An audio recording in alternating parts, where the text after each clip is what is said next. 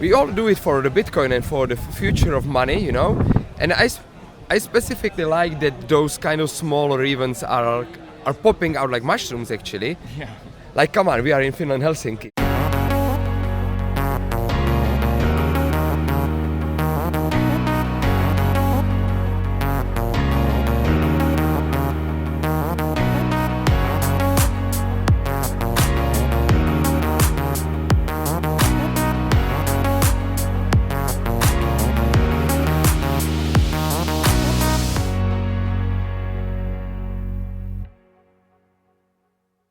We are here with Martin Kuchař, one of the organizers of BTC Prague. We are in Helsinki, Finland, at another Bitcoin conference. So, Martin, how have you been enjoying your time here, man? Oh. No, you don't have to hold it. Okay, thank you, Grafton. I'm enjoying the time here like really well. It's exciting to be at Helsinki. I'm a big fan of Finland in general. Mm-hmm. And like for me, it's always great to be on a conference where I'm not in charge of anything. So I can like really meet people, grow the network, talk, even have fun.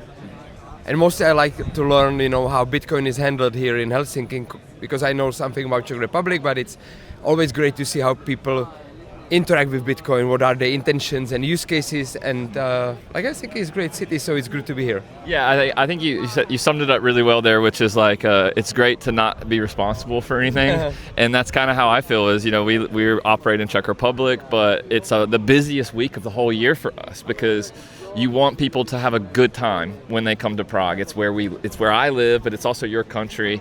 And so you entertain and you provide, and that's what's great about coming to these kind of things is you get to be a guest and you get to see how they do things.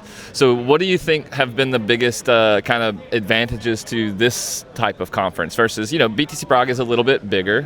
What do you think is like the advantage here? What have you seen different about it?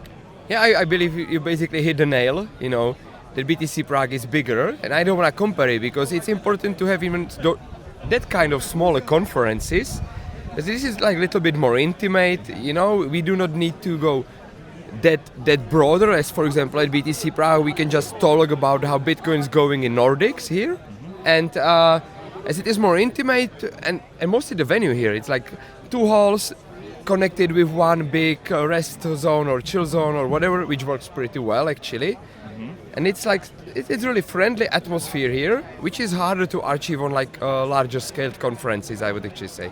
Yeah, well, I mean, that's exactly it, right? Is Prague is a Bitcoin capital of the world, right? So it makes sense that the conference is bigger. I always tell people it's amazing how many places I can actually pay in Bitcoin in Czech Republic. And so these events are smaller because we're putting in that proof of work and we're helping. I've talked to so many Finnish people, which I love Finnish people. They're so warm and friendly. But it is coming to these smaller events and you start to see these local communities. I've been here and I've met so many people that are now like talking about Vexel and doing peer-to-peer trades, and they're making friends, and it's where you get that atmosphere to actually spend time with people. And Prague is amazing. I love the conference. You have so many amazing side events, but you guys figured out the flow and the vibe of things, and then you can see how other conferences are learning from you guys now. Do you feel that as well? Yeah, I'm flattered, man. But yeah, I feel it. No, in obviously in a good way. It makes me flattered. I'm happy. It's kind of a proof that we do great work in Prague. I'm kind of proud of our team, myself, my brother. It's great. But it even needs to work on opposite. So when Remu asked me to come, I provided him with any possible assistance he asked for. It's like we all do it for the Bitcoin and for the future of money, And I specifically like that those kind of smaller events are popping out like mushrooms, actually. Yeah. Like, come on, we are in Finland, Helsinki, which is great, but it's still Finland, Helsinki. And the one thing I saw here is they actually have a hot tub over here that's being sponsored by, it's like a heated by mining equipment, but people have been in it. There's always someone in the hot tub, right? And I think you got a swimsuit yesterday. You were going to get in there as well. Borat orange swimsuit. Yeah. There are already some pictures running the X, so. Yeah. So more than just conferences, right? Where are we in Bitcoin? So what do you think, we should be doing more of in this space, in these conferences, because I go to a lot of them, and one of the things that I've noticed is that people are really starved for education and information. I was shocked how many people had never heard of what a UTXO is and these kinds of things. And I raised my hand, and how many of you buy Bitcoin on exchanges? And it's everybody, right? And so we have to kind of educate people that we have these new tools, but we also want to share more knowledge, more than just philosophy of things. I see, because you see, like, there's people with notebooks writing down and that kind of stuff. So what do you think we might be missing from these types of events? What have you been learning from going to more and more conferences that you maybe would like to improve with BTC Prague? Yeah, good question. I probably have different opinion than you, Grafton, here. Because I believe that social and philosophical layer is actually one of the most important. Because we all are human beings, we all have emotions, and those emotions are driven by our hormones. Mm-hmm. So we had, for example, BTC Prague, and it works well here actually. It's about people having fun, creating good emotions, that they were surrounded by same people or like-minded people that share some life values, which I believe gives them a proof that they are on the right journey, which is Bitcoin journey, mm-hmm. which makes them feel safe. And like they become kind of ambassadors of Bitcoin, and once they become ambassadors, it's way easier for them to go deeper. To, for example, ask like, well, hey, what the UTXO is.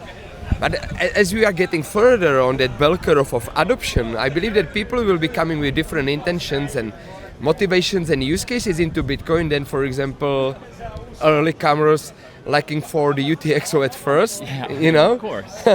And which is actually great. I believe that those newcomers needs to see the excitement and believement of the technology in people. It doesn't need to be mathematically proven at first. That can scare some part of the population. Yeah. So I'm seeing that it's like shifting, and it's still shifting in the good direction. That human using Bitcoin values more and more. Yeah. So thank you so much, Martin. I mean, the message here really is, if there is a conference where you live, if there is a conference that you're interested in, is go. Because I mean, I work in the space. This never feels like work to me. I get to see my friends, but I also make new friends, and you build stronger connections. And I always tell people is, if you really do want to figure out how you can contribute to Bitcoin, the best place to kind of figure that out is a meetup or a conference, because there are people here. And I always say is, everyone's hiring, everyone's looking for good people to work and who know stuff. So what's your last message to anybody who might be watching this? Yeah, just go and visit the nearest Bitcoin meetup that happens around the place you live.